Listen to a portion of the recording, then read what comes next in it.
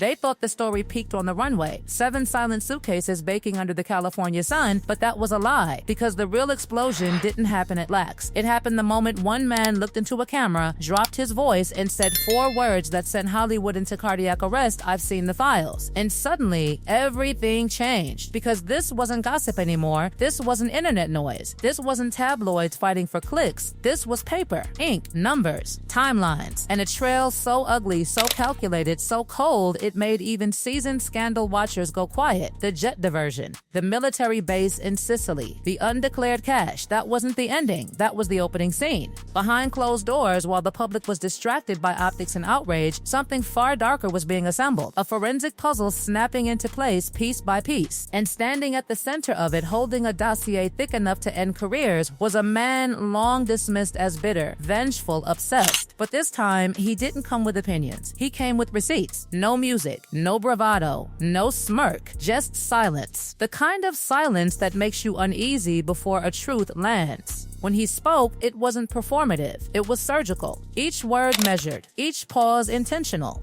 And then came the sentence that sucked the oxygen out of the room: "She's finished." Not metaphorically, not reputationally, financially, legally, structurally. According to what he laid out, allegedly sourced from an active forensic audit, this wasn't reckless spending or desperation. This was an 18-month pattern, a bleed out, a systematic siphoning of shared funds that began the exact moment the money pipeline collapsed. Coincidence? Hardly. The date jumped off the page like a confession. The same week a major streaming partnership vanished, the transfers began. Small at first, then bolder, then brazen.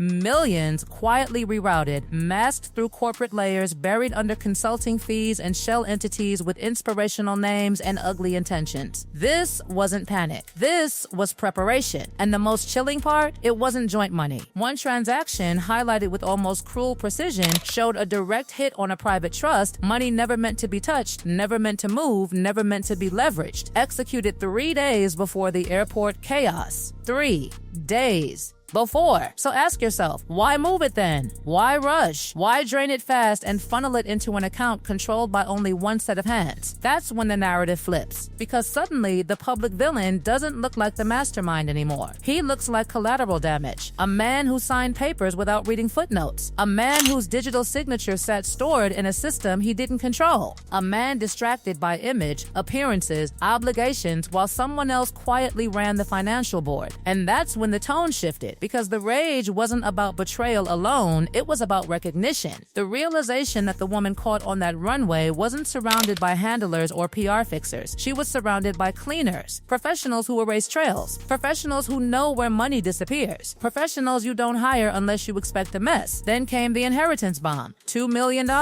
Gone. Not transferred to safety. Not protected. Not discussed. Removed. Funneled. Controlled. And for the first time, the outrage wasn't theatrical, it was visceral, the kind that trembles, the kind that slips when someone realizes this crossed from ambition into something uglier. This isn't business, he said. That's grave robbing, because this wasn't just money, it was legacy. And legacy doesn't scream when it's stolen, it suffocates quietly. The legal reality, as explained, made things worse, not better, because declaring cash would have been a fine, a slap on the wrist, a headline that fades. But falsifying federal documents, that's a door you can't close once you open it. And that's when the silence online started to make sense. No hashtags, no coordinated outrage, no defensive campaigns, because opinions can be argued, paper can't. What do you tweet when ledgers talk back? What do you say when timestamps align too cleanly? Nothing. You disappear. Then came the moment nobody expected. Sympathy. Not for the woman under investigation, but for the man standing beside her, hollowed out, pale, and increasingly isolated. Reframed not as accomplice, but as prey. A bad decision? Yes. A willing partner? Maybe once. But now, a victim in a scheme that didn't require his awareness, only his access. And just when it felt like the story couldn't get darker, a promise was made.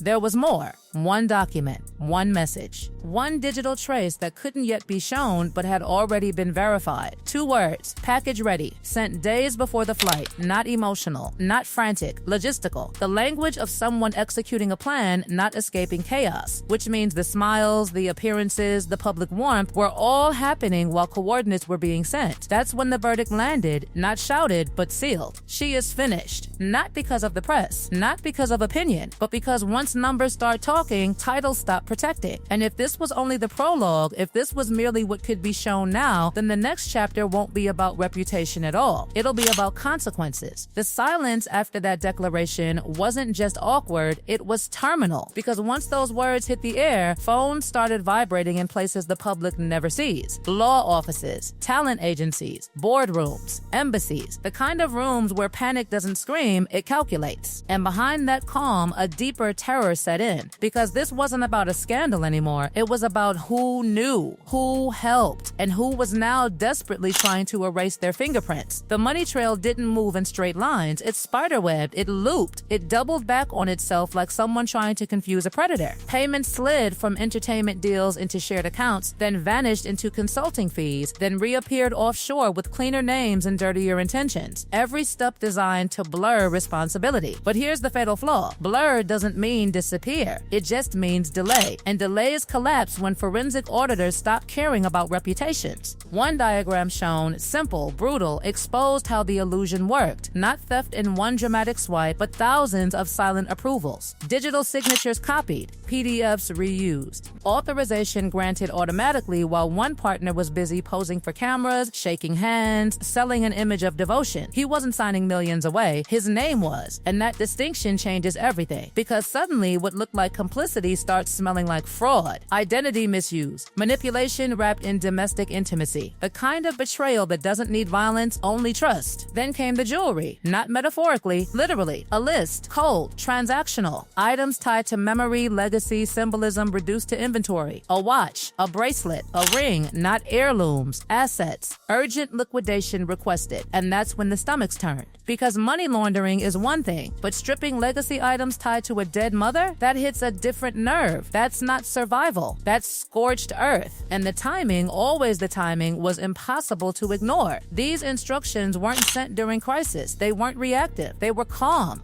Organized, pre-departure, which means while the public saw smiles and speeches and solidarity, something else was happening quietly in the background, something final. Then the anger shifted targets, not toward the accused alone, but toward the ecosystem that protected her. Agents who signed contracts anyway, friends who lent jets, celebrities who vouched, institutions that looked away. Because none of this happens in isolation. Silence is collaboration when the stakes are this high. The challenge wasn't subtle, it was direct. If you praised her, prove you didn't know. If you funded her, explain why. If you shielded her, own it. Otherwise, you weren't fooled, you were involved. And then something happened that made even the skeptics pause. A message, 2 words, thank you. Not from a fan, not from a pundit. From someone who couldn't speak publicly but had been watching closely. That changed the temperature instantly. Because now this wasn't just media. It was institutional. And once that door cracks open, it doesn't close gently. The questions got sharper. How did this much money move without alarms? Why weren't banks stopping it? Why wasn't oversight triggered sooner? Because when ordinary people move a fraction of this, they're audited into oblivion. But here, silence, clearance, convenience, which raises the most dangerous suspicion of all: protection, political usefulness, strategic value.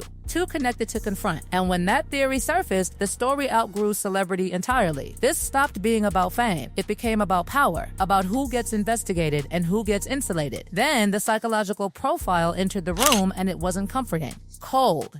Methodical. No panic response, no guilt response, only fear of exposure. Not regret, just annoyance at being interrupted. The picture painted wasn't chaos, it was control, which makes the final image unbearable. A man photographed days before collapse, hollow eyes, sunken posture, alone in a crowd. A soldier who survived battlefields undone by intimacy. Because the most dangerous predator doesn't attack from the outside. It moves in, drains slowly, and leaves the house standing while everything inside dies. The final warning wasn't loud. It was almost tired. Watch the next moves, watch the quiet deals, watch the sudden wellness narrative. If she vanishes into treatment, you'll know. If she reappears rebranded, you'll know. If consequences evaporate, you'll definitely know. Because prison isn't just a building, it's accountability. And accountability is the one place privilege hates to go. This wasn't a downfall caused by enemies. It was engineered from within. And when the truth finally surfaced, stripped of titles, gowns, speeches, and sympathy, all that remained was arithmetic. Money moved. Assets vanished. Timelines aligned. Stories can be staged. But numbers don't lie. And when they speak, everything else goes quiet. The lie everyone swallowed was that this story ended on the runway. 7 quiet suitcases, a private jet, and a blurry LAX exit, but that's not where the damage happened. The real detonation happened the second a man leaned toward a camera, lowered his voice like he was about to confess a crime, and said 4 words that froze Hollywood solid: "I've seen the files." And in that instant, the fairy tale shattered, because this wasn't gossip anymore. This wasn't speculation. This wasn't tabloids throwing mud for clicks. This was paper, ink, numbers that don't care who you married or how famous your smile is. The jet diversion, the Sicily military base, the undeclared cash. Everyone thought that was the ending. It wasn't. That was the opening shot. While the public screamed about optics and outrage, something far uglier was being stitched together in silence. A forensic nightmare, piece by piece, transaction by transaction. And at the center of it all stood a man long mocked as bitter, obsessive, dismissed as noise. This time, he didn't bring opinions. He brought receipts. No theatrics, no smug grin, just a pause, the kind that makes your skin crawl. And then he said it. She's finished, not as an insult, not as a threat, as a conclusion. Because what was allegedly laid out wasn't reckless spending or desperation, it was a pattern. An 18-month bleed out that began the exact moment the money pipeline snapped shut. The same week a massive streaming deal evaporated, quiet transfers began. Small ones, then bolder ones, then millions masked through corporate layers, disguised as consulting fees, tucked inside shell entities with inspirational names and ruthless intent. This wasn't panic. This was planning. And here's where the story turns poisonous. It wasn't shared money. One highlighted transaction, cold, clinical, showed funds pulled from a private trust that was never meant to be touched, ever. 3 days before the LAX chaos. 3